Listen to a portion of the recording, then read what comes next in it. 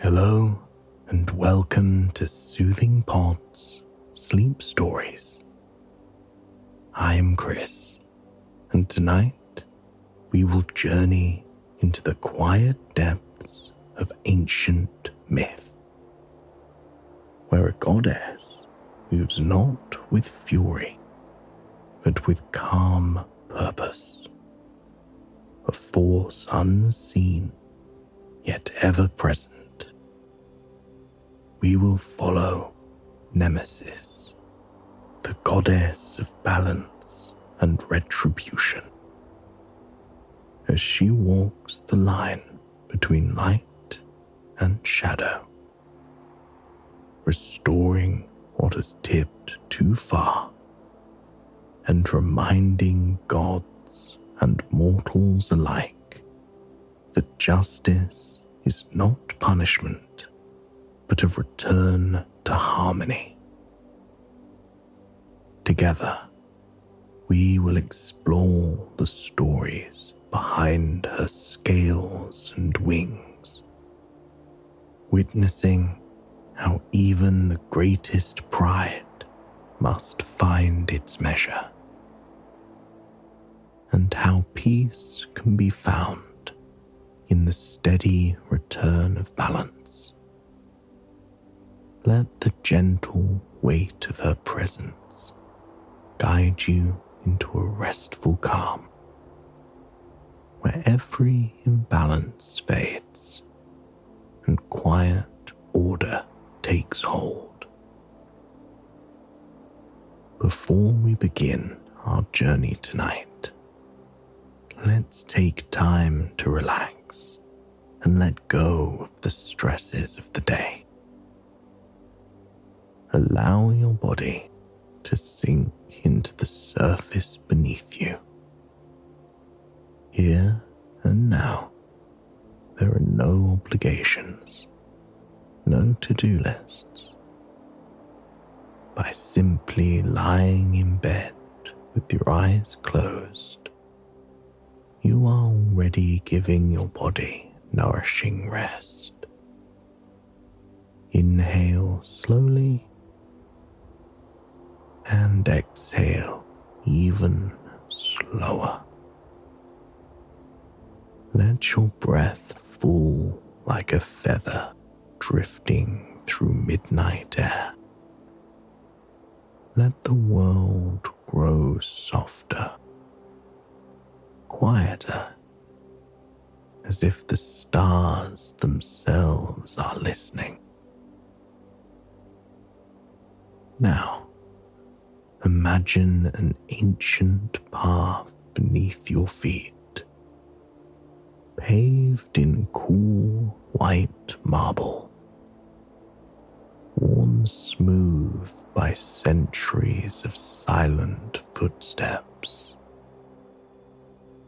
The air is hushed and sacred, heavy with the scent of olive trees and distant myrrh. Each step takes you deeper into the folds of time, into a forgotten grove where justice once walked with bare feet and silver eyes. A temple rises before you, not towering, but balanced, poised like a thought before it's spoken. Columns shaped by starlight and shadow guard the entrance. They do not beckon, they do not warn, they simply are. Cross the threshold, and the hush deepens. Inside, the air is still.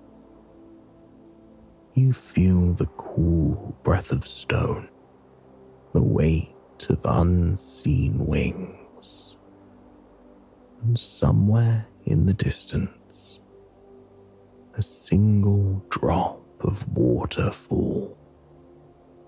Rhythmic, patient, like the heartbeat of fate.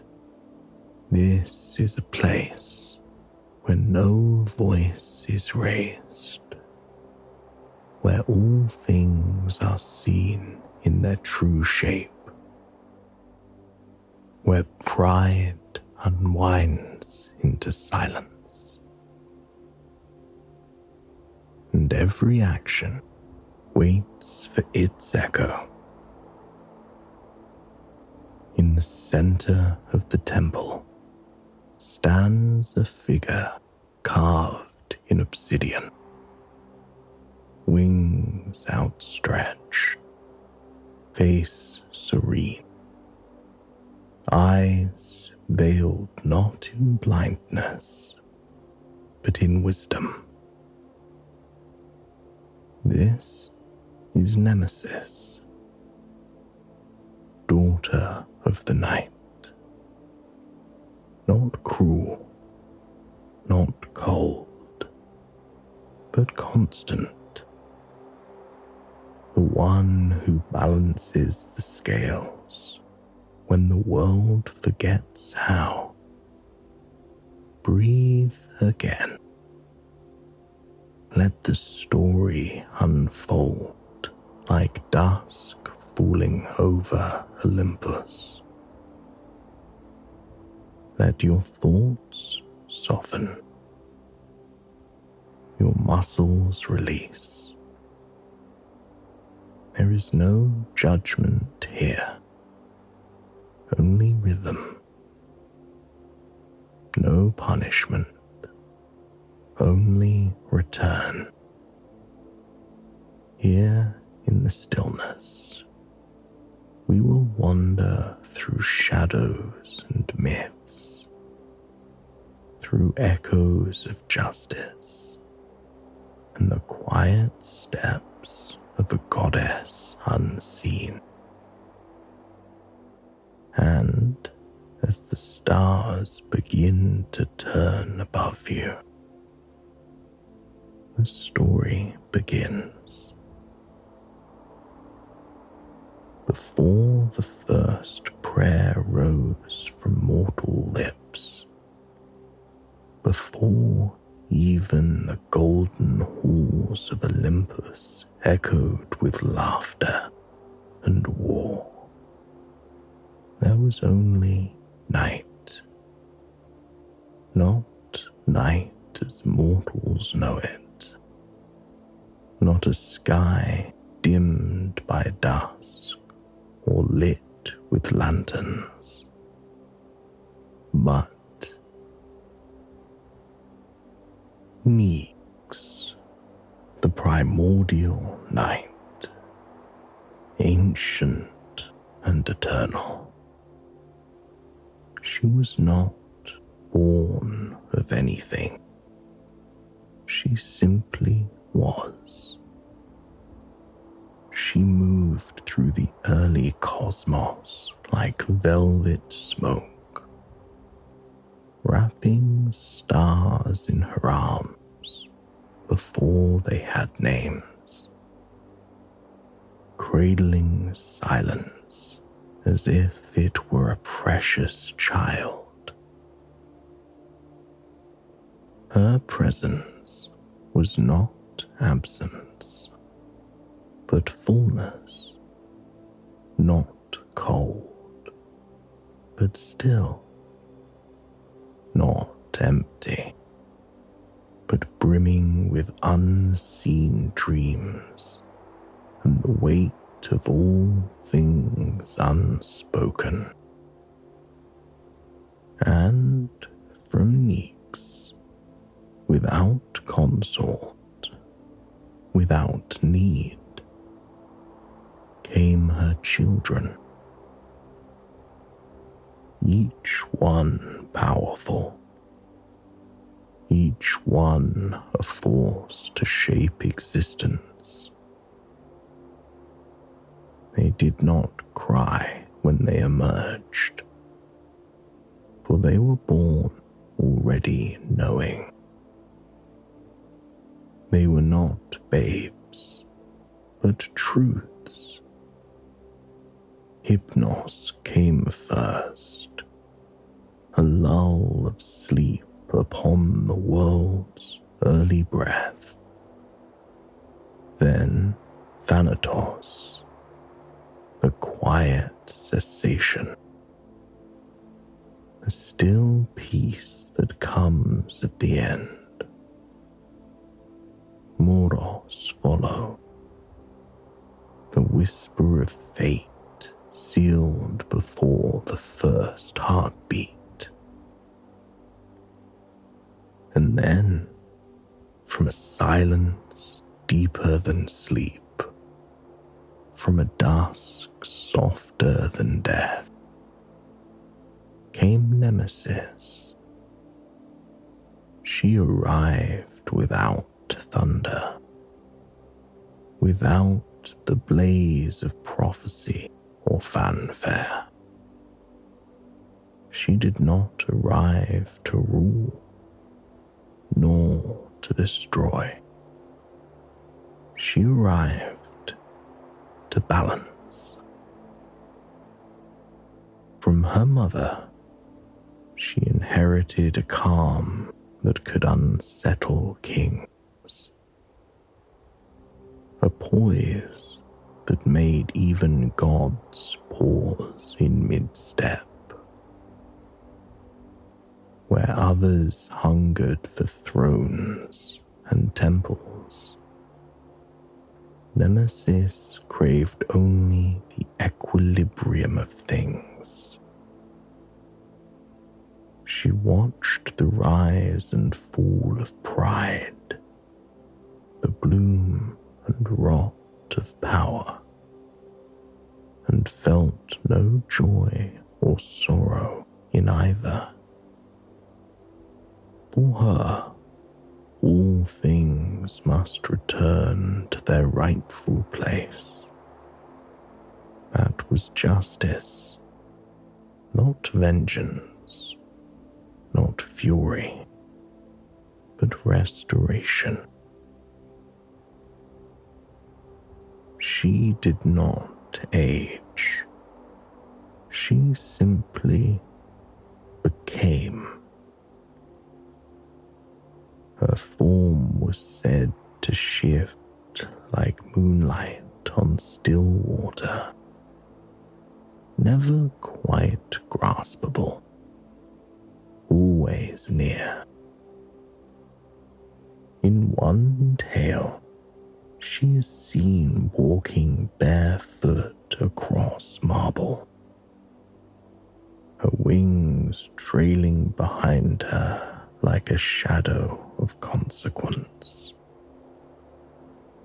In another, she is veiled in midnight silk, a single hand holding aloft a scale that tips not with emotion, but with certainty.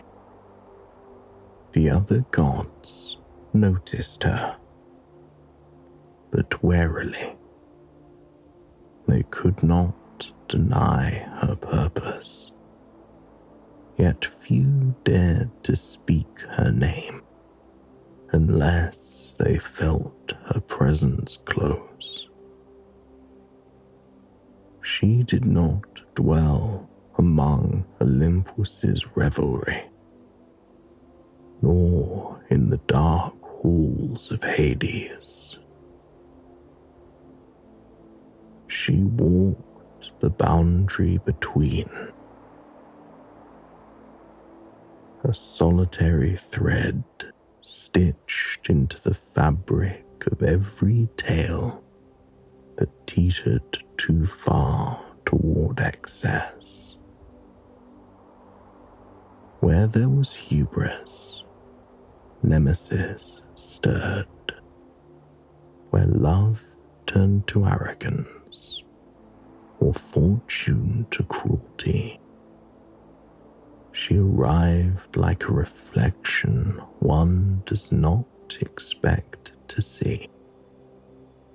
Not to destroy, but to reveal. She is the hush after a boast, the falter in the step of a man who thinks himself untouchable, the wind that shifts before the fall. To the mortals, she was both feared and revered, not worshipped in the way of Demeter or Artemis, but honored in silence. Offerings were left not for favor, but for balance, a hope to remain unseen by the goddess whose footsteps trailed behind pride. In her eyes, there was no malice, only memory. The memory of what was once whole. The memory of what has been tilted too far. She held the sword, but rarely unsheathed it. She carried the measuring rod, not to judge, but to restore the proper proportion. Her wings, vast and dark, could enfold even the highest of kings in a breathless moment of reckoning. And still, she was gentle, not in gesture, but in rhythm, not in word, but in purpose. Even the fates, the mighty Moirai who spun, measured, and cut the threads of life, acknowledged her not as a rival, but as a necessary force. They wove the paths, but Nemesis watched the footsteps. When one strayed too far from the thread given to them, when a soul seized too much light, or twisted their fate into excess, she did not shout. She simply moved, and balance followed. To some, she was the shadow in their triumph. To others, the unseen guardian who righted wrongs before they were known. And to the few who understood, truly understood, she was a mercy. For what is justice, if not the quiet promise that all things return? That no good is forgotten, that no wrong is left to echo forever. And so, through the corridors of myth and into the hush of dreams, Nemesis moves still, without anger, without haste, with her eyes veiled and her scales in hand, not to condemn, but to remind the world of what must be kept in balance, even in the darkness. Though many gods of Olympus were known by the weight of their presence, the flash of lightning, the roar of waves, the clang of bronze armor, Nemesis remained quiet, almost invisible to the stories that so often shouted others into legend. And yet, her presence was no less powerful.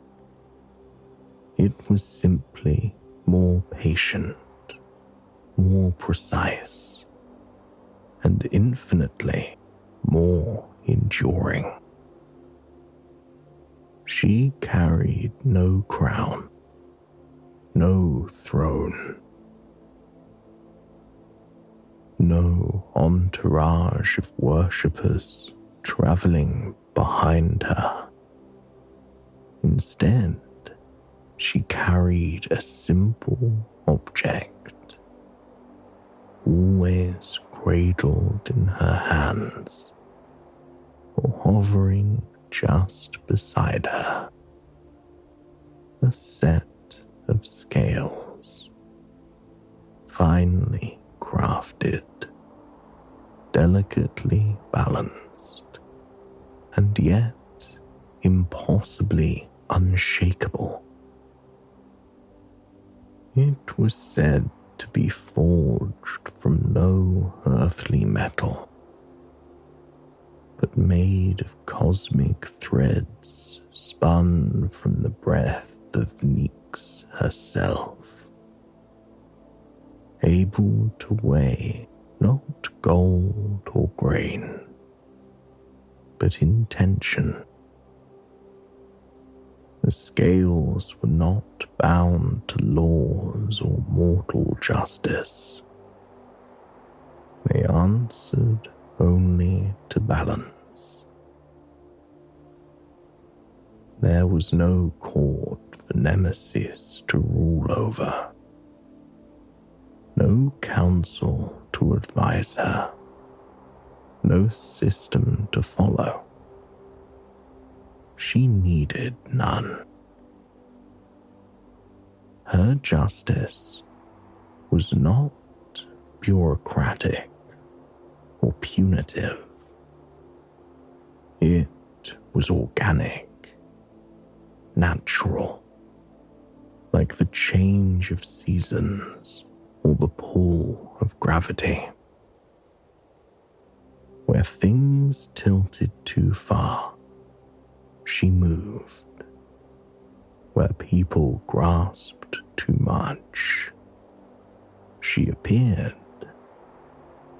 When pride reached a peak that blocked out humility, she adjusted the scale. Not out of anger, not out of vengeance, but because all things must return to center or risk falling apart. She was often misunderstood, even feared, not because she brought chaos, but because she brought a return. Those who lived in excess of wealth, of praise, of power, dreaded her, because they knew she would not be swayed by charm, excuses, or devotion. She saw clearly, and once she had seen, she would act,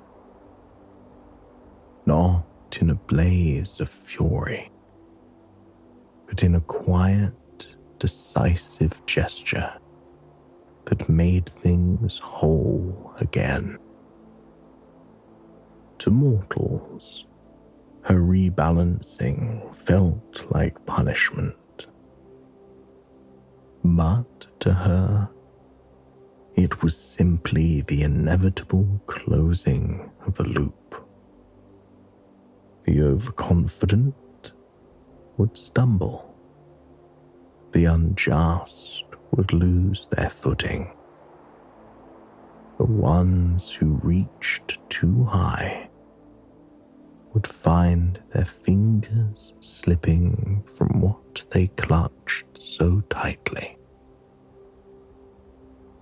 And always afterward, the world would seem to settle.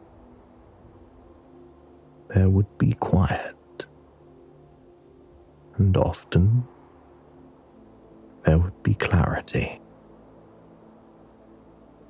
The scales were more than a symbol. They were the center of her being. In some stories, she is said to test the weight of mortal hearts, like a whisper that passes through the chambers of the soul unnoticed. In others, she is seen standing at crossroads of great decisions, unseen but present. Her scale tipping softly as a choice is made. She does not speak in those moments. She does not need to. Her work is done in the alignment of cause and effect. The gentle curve between action and its echo. Even the Olympians, with all their power and immortality, were not immune to her influence. When their pride grew too loud, when their tempers flared too brightly, Nemesis was known to intervene, never directly, never publicly, but afterward something would shift. A plan would unravel. A lover would turn away. A war would be lost, not by strength or chance, but by the slow, certain weight of consequences returning to their origin. And still, she was not feared by all. There were those who welcomed her, the quiet-hearted, the ones who lived in moderation, who gave without boasting, who loved without expectation. They did not ask for her blessing, but they knew she existed, and they trusted her in the way that one trusts the moon to rise or the tide to come home again. She was not a goddess of fortune or vengeance. She was a reminder that everything, even greatness, must have its limit. And that balance, though sometimes uncomfortable, was the source of all lasting peace. The scales never left her side, not in sleep, not in battle, not even in the rare moments when she appeared to mortals in dreams. They did not gleam, They did not glow, but they were always there, steady and waiting. And when she placed her hand upon them, it was said that the world itself stilled, holding its breath as things were made right again. To many who had only heard her name whispered in passing, Nemesis was mistaken for a goddess of revenge, a punisher, a spirit of wrath cloaked in shadows. And yet, those who truly understood her nature knew that she did not act out of fury or bitterness. Her retribution was not emotional. It was measured. Her role was not to harm, but to restore. What she carried on her back were not weapons, but wings, broad, dark, and silent, folding around her like night itself. The wings of Nemesis were not like those of the bright gods who flew across the sky with fire trailing behind them. They were not showy, nor summoned for spectacle. Her wings were part of her, as constant as the scales she carried, as quiet as her footsteps through time. They stretched behind her like the weight of justice itself, unseen by most, but always present. Legends describe them as black-feathered and vast, each plume etched with memories of deeds both righteous and corrupt. When her wings moved, they stirred no wind. Instead, they shifted something deeper, something in the air, in the rhythm of a story that had gone off course. They were not meant to dazzle. They were meant to reach. She did not strike with them. She arrived where injustice had bloomed unchecked, where cruelty had been praised and greed had been mistaken for ambition. Her wings were said to cast a shadow just before fate began to change direction. She needed no blade, no flame, no roar. Her presence was enough to begin the unraveling of what had tipped too far. It was that stillness, her calm, her composure, that unsettled those who feared her most. For there was no rage in her correction, only certainty. Her wings were not instruments of revenge, but symbols of a larger force, one that reached beyond personal injury, beyond grief or anger. They remained reminded the world that even in silence, power moves. And yet, even with such reach, Nemesis had never lost herself in the act of balancing. That was what set her apart from other figures who might have fallen into cruelty or obsession.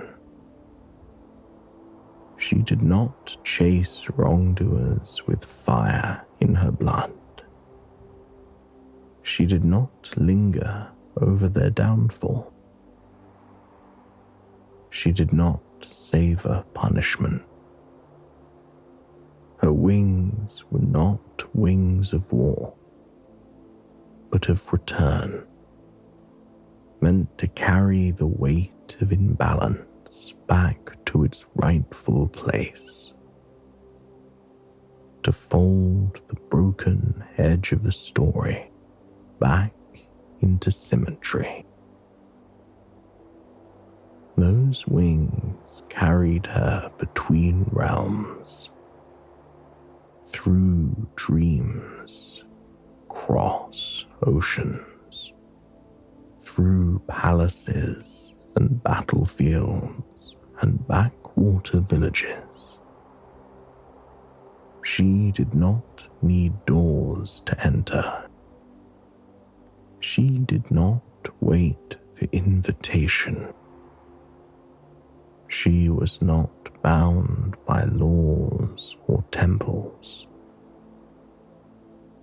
Where she was needed, she arrived, and always her wings trailed behind her like a quiet tide, steady and unseen, until the moment she moved.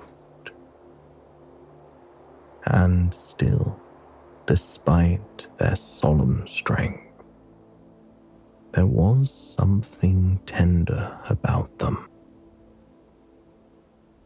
In the stories told by the few who dreamed of her, they spoke of a strange calm that accompanied her arrival. Her wings did not crash or descend with thunder. They folded around the moment like a pause in the world. For even those who had done wrong, even those whose pride had blinded them, she did not seek to humiliate. She sought only to restore balance. She never acted out of vanity or impulse. Her movements were slow, deliberate, and entirely unshaken by chaos. When others shouted, she was quiet. When others pointed fingers, she watched. And when the time came to set things right, her wings opened, not in anger, but in purpose. They reminded all who saw them that retribution was not a fire that consumed. It was a mirror that revealed.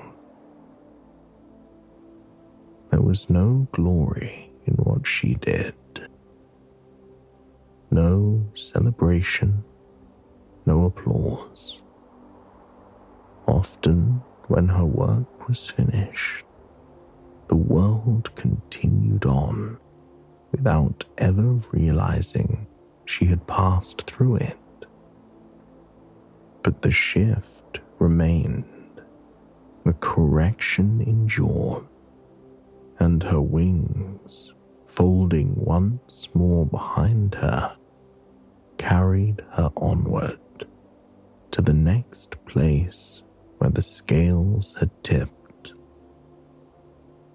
At the heart of her work, there was not vengeance, there was balance. And at the heart of her balance, there was stillness. There are many stories that speak of Nemesis, but few are told as often or misunderstood as deeply as the story of Narcissus. To some, it is simply a tale of beauty and vanity, a warning against self-love taken too far. But for those who look closer, it is a story of imbalance, of how admiration without humility can lead even the most gifted among mortals toward ruin. And in the quiet turn of that tale, Nemesis appears, not to punish, but to restore what pride had distorted. Narcissus was born in a small wooded region of Greece, the son of a river god and a nymph. From the moment he could walk, he was admired. His beauty was not ordinary, not the kind one could easily describe, but something so refined and radiant that even the forest seemed to quiet when he passed through it. Animals stilled to watch him. Water reflected him as if trying to hold his image. People fell in love with him at first glance, not realizing that what they loved was a surface, a mirror, something unreachable. And yet, Narcissus loved no one. He did not curse, or wound, or mock those who fell for him, but he dismissed them, not cruelly, but carelessly. Over time, he began to believe he was above them, not just in beauty, but in nature, that he was complete unto himself, and that the affection others offered was a nuisance rather than a gift. The more he was admired, the more distant he became, until the world around him felt like a stage that existed only to reflect his presence. One day, a nymph named Echo followed him through the forest. She had once been vibrant, full of voice and laughter, but had been cursed to speak only the last words spoken to her.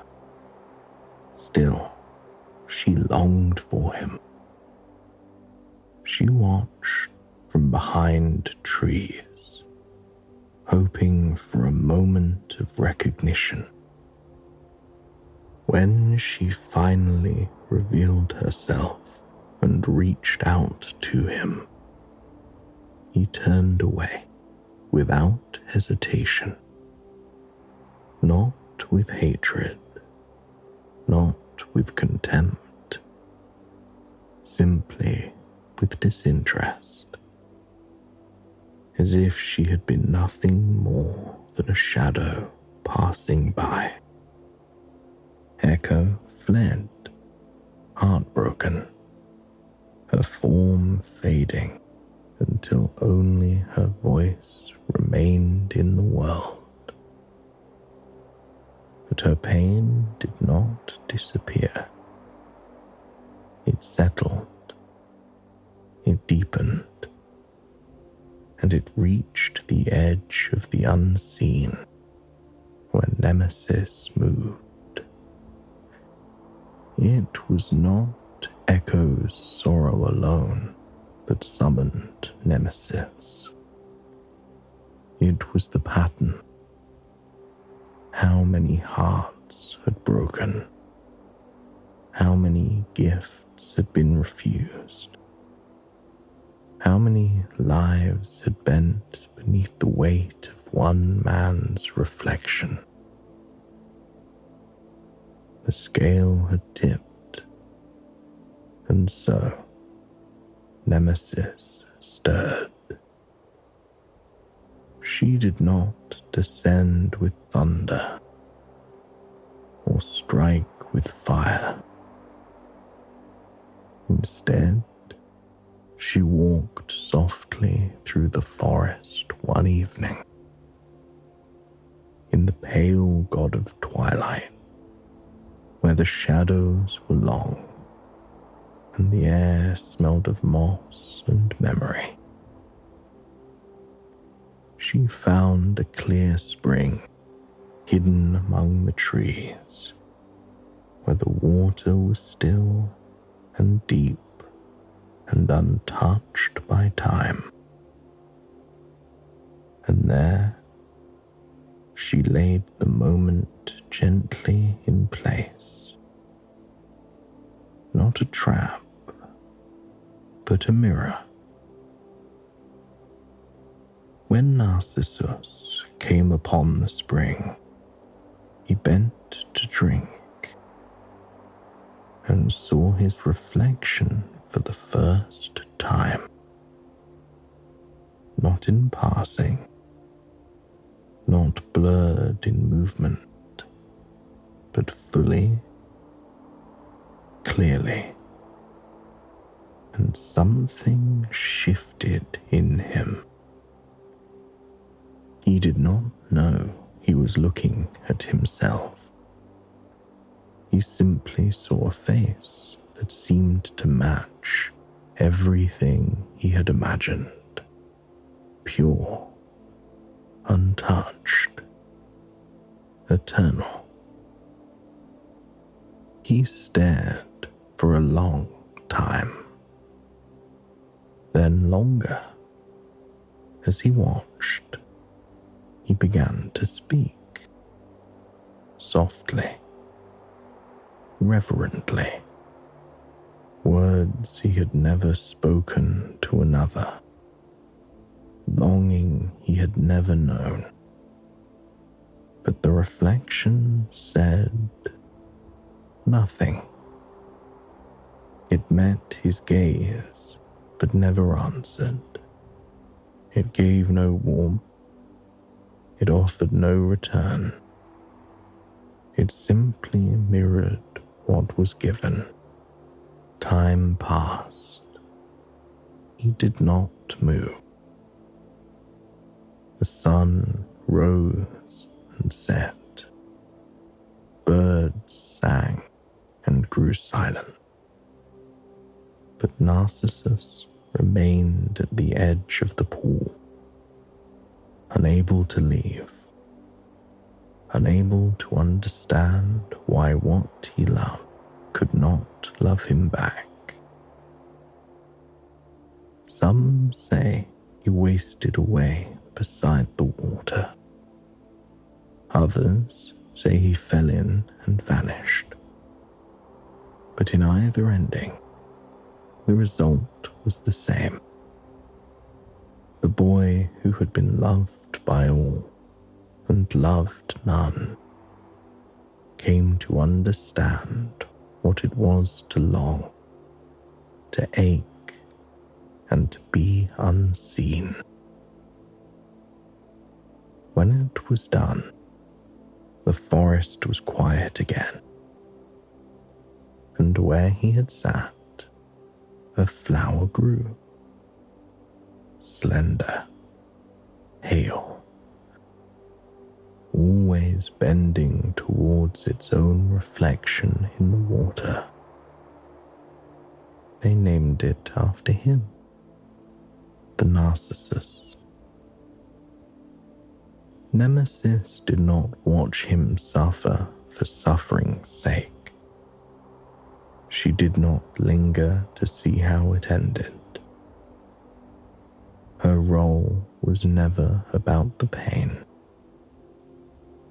It was about restoring the line that had bent too far. And in the silence that followed, the balance had returned, not with cruelty, but with clarity. Among the many stories whispered through the corridors of mythology, there is one that lingers on the edge of uncertainty. It is less often told and often debated, but it weaves Nemesis into a tale involving one of the most powerful gods, Zeus himself, and a pursuit that was neither simple nor forgettable. In this story, Nemesis is not the observer of imbalance, the one pursued, and what she chooses in response becomes a lesson in resistance, transformation, and quiet judgment. According to the old accounts, Zeus, king of the Olympians, turned his gaze toward Nemesis, not with reverence as many gods regarded her, but with desire.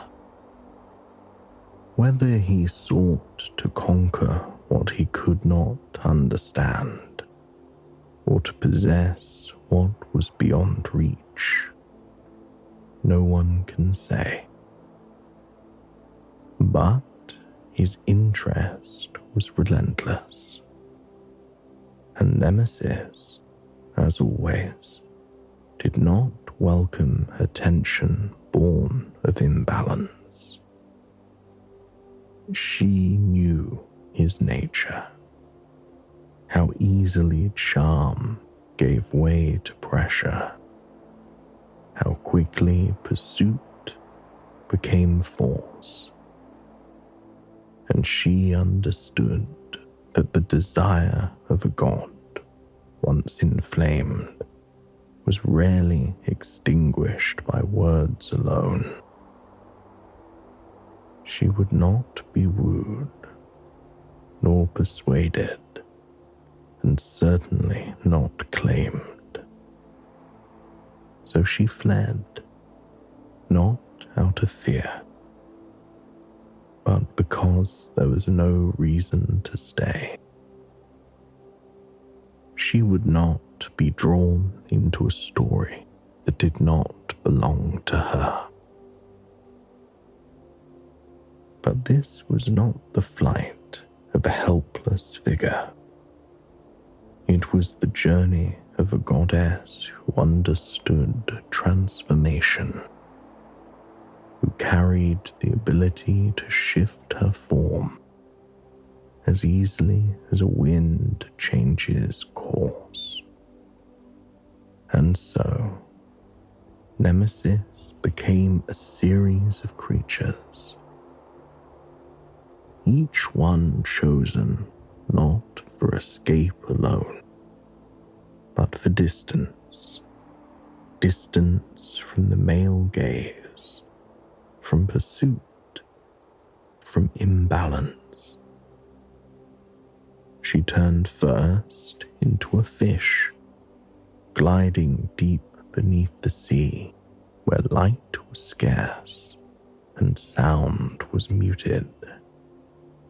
Then she became a bird, soaring high over cliffs and forests where no hand could reach her.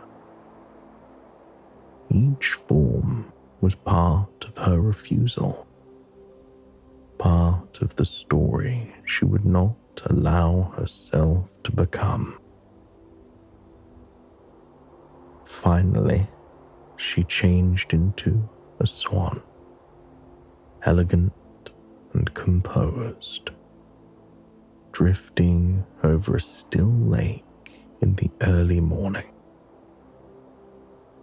The swan was quiet, controlled, never hurried, never rattled. It was a creature of dignity, and in that form, Nemesis glided through the mist, distant yet present, elusive yet unmistakably grounded in her own will.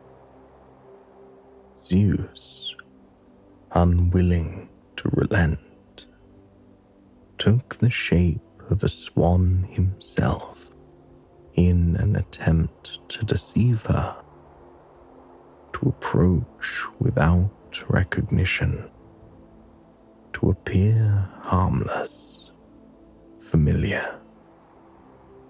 But Nemesis was not fooled. She saw through disguises, through masks and illusions. She had always seen the intent behind the gesture, and this was no different. What happened next depends on the version of the myth. Some say she escaped once more, dissolving into the clouds before he could reach her. Others suggested that their encounter, however brief, led to the birth of Helen of Troy, born from an egg, the product of myth, fate, and divine interference. But Nemesis, in every telling, remains distant from the chaos that follows. She never becomes the victim, nor the lover. She remains herself, defined not by the pursuit, but by her refusal to surrender what she stands for. The swan, in this story, becomes more than a disguise. It becomes a symbol of choice. While other figures in mythology were overtaken by the will of gods, Nemesis transformed herself into something that could glide away, something that refused to be cornered. Her judgment in that moment was silent. She did not strike Zeus down, did not challenge his authority with thunder or war. She simply did not allow the story to unfold on his terms. This, too, was justice. Sometimes, justice is not loud or punishing. Sometimes, it is simply the choice to remain whole, to move in the opposite direction, to not play a role that someone else has written.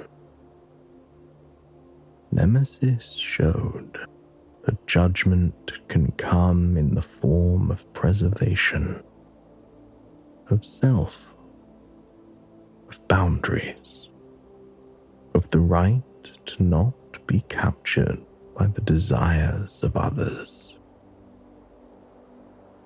The lake remained quiet after she left. The swan disappeared into the mist, and the sky returned to its normal rhythm. But those who heard the story understood something important, that not all resistance requires confrontation, and not all justice ends with punishment. Sometimes it ends with distance, with dignity, with the silent knowledge that one's value is not up for negotiation. And so, the story of the swan passed through generations, not as a tale of romance, but as one of control. It reminded listeners that even in a world ruled by gods and fate, some forces cannot be possessed. They can only be respected or left behind. The Olympians were not infallible. For all their splendor and power, the gods were often as impulsive as mortals, and just as prone to pride. They ruled from high upon Mount Olympus, wrapped in golden light, their names etched into the prayers of thousands. But even they, with all their immortality, were not immune to imbalance. And when they forgot the delicate order that held the world in place, it was Nemesis who reminded them. She did not challenge them openly. That was never her way. She had no need to confront them with thunder or spectacle.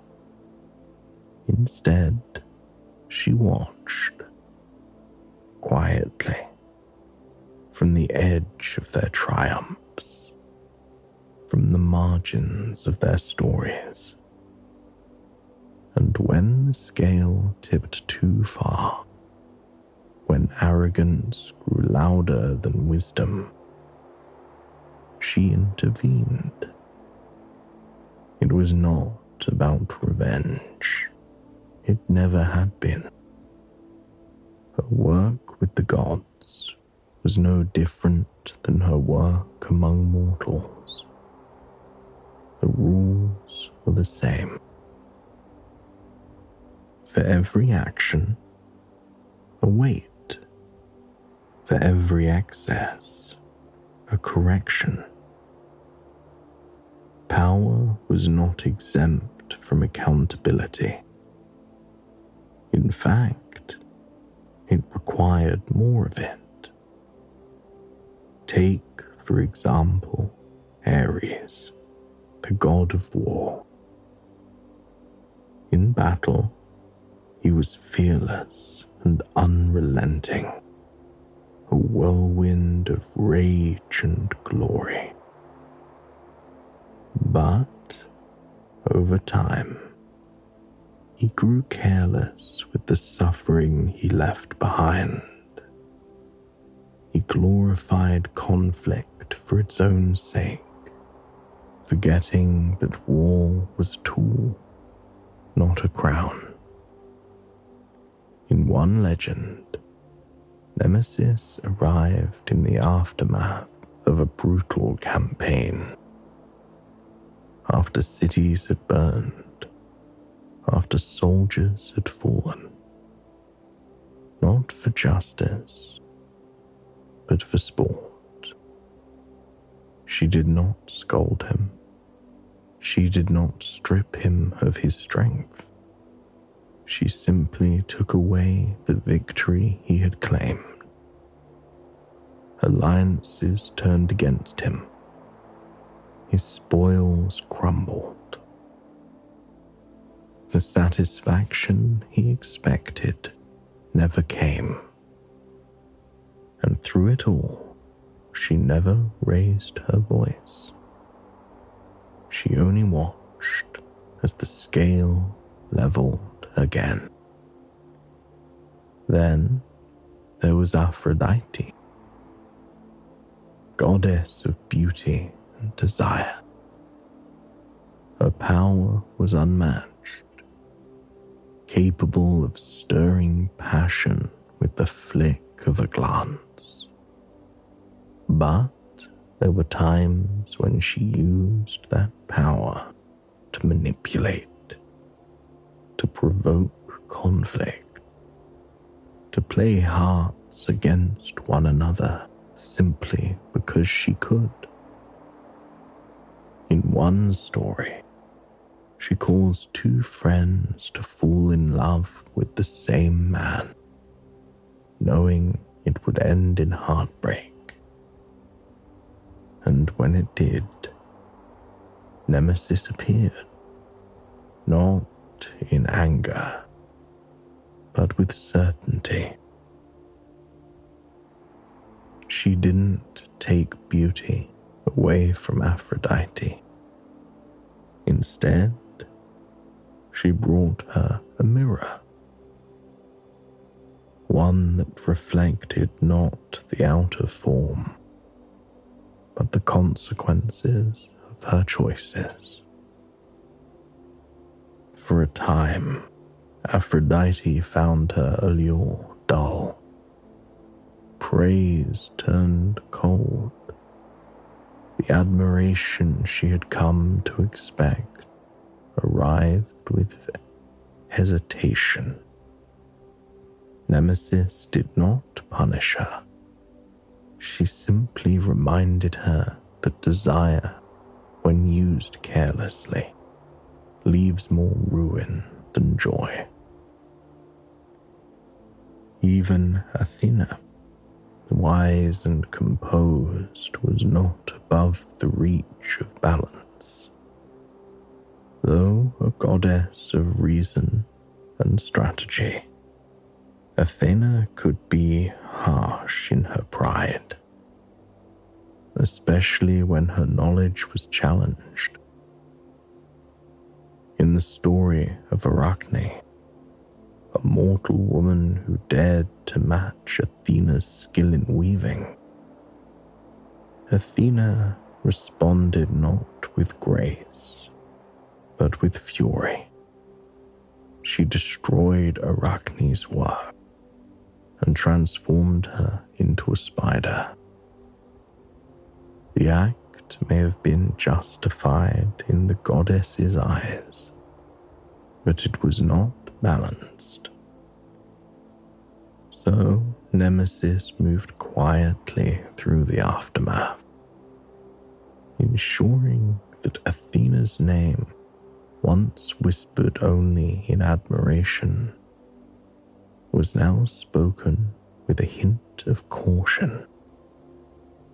For a time, she found fewer worshippers at her altars, not because Nemesis had taken anything, but because the energy Athena had released had returned to her, shaped by its own excess.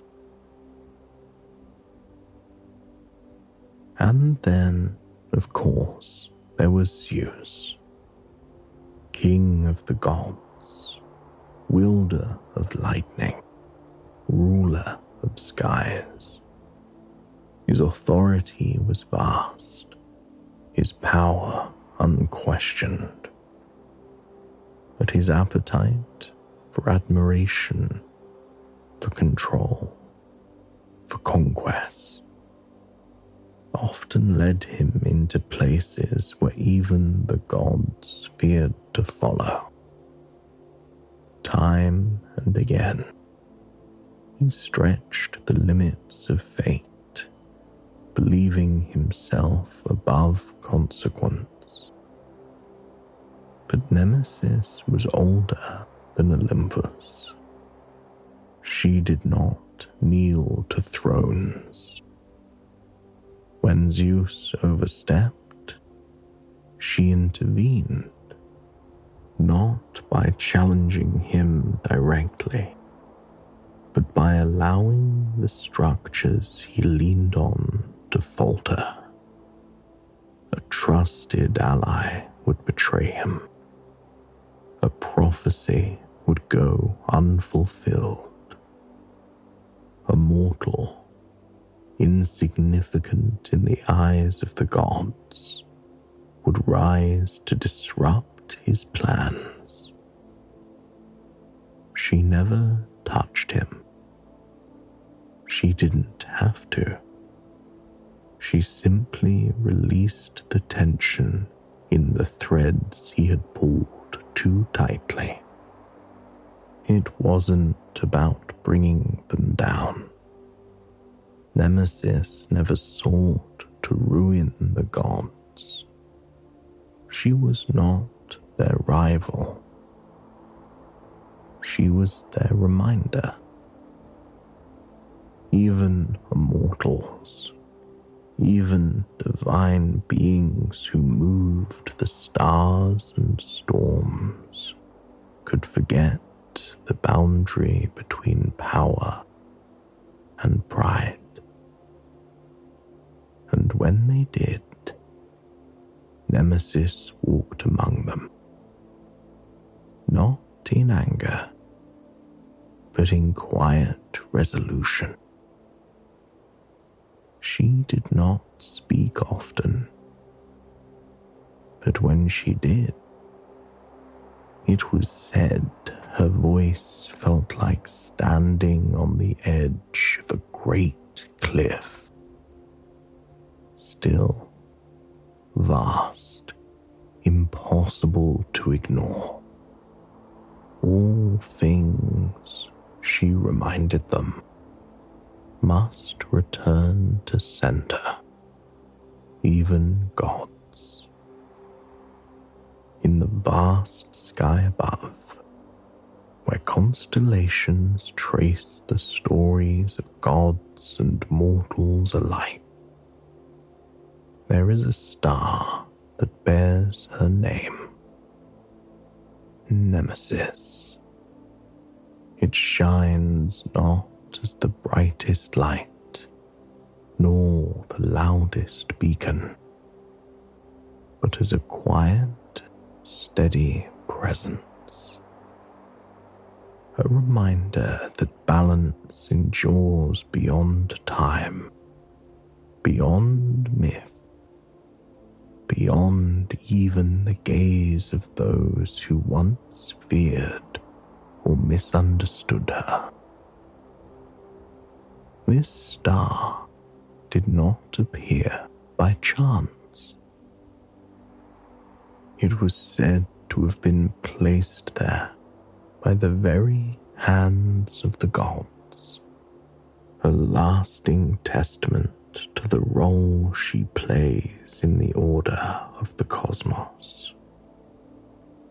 Where other stars mark heroic feats or tragic love, the star Nemesis holds a space for justice, for the turning of scales, and for the quiet power that restores what is lost. Throughout history, countless lives have been touched by her unseen hand. The cycles of pride and humility, gain and loss, excess and restraint, All have passed beneath the glow of this star, carried forward by the invisible force she embodies. It is a presence both comforting and unyielding, for it reminds us that no matter how far the world may sway, there is always a way back to equilibrium. Though she is often forgotten in the tales that thrill the crowds, Nemesis remains essential. She is the balance in the heartbeat of the universe, the calm in the shifting winds of fate. The star named after her is a quiet guide in the night, steady and constant, offering a sense of peace even when shadows gather. For those who feel the weight of imbalance in their own lives, who wrestle with moments of unfairness or regret, the star, Nemesis, shines as a symbol of hope. It is a gentle assurance that imbalance is not the end, but a moment in a greater cycle.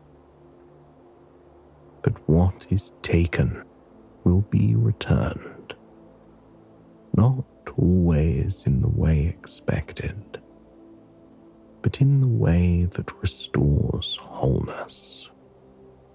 As you rest beneath this star's light, allow yourself to breathe with the certainty that balance is always present, even when unseen.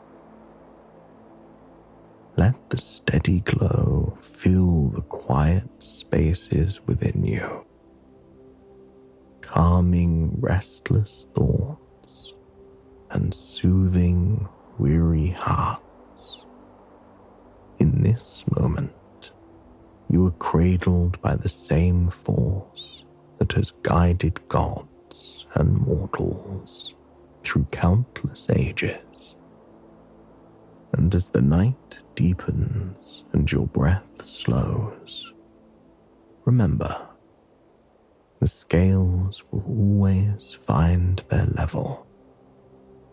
The wings will always return, and the star named Nemesis will always watch gently over the dance of balance and shadow. I hope you enjoyed tonight's journey, and it has brought you a night of peaceful, restful sleep. Please join me again tomorrow night for another sleep story. Until then, sweet dreams.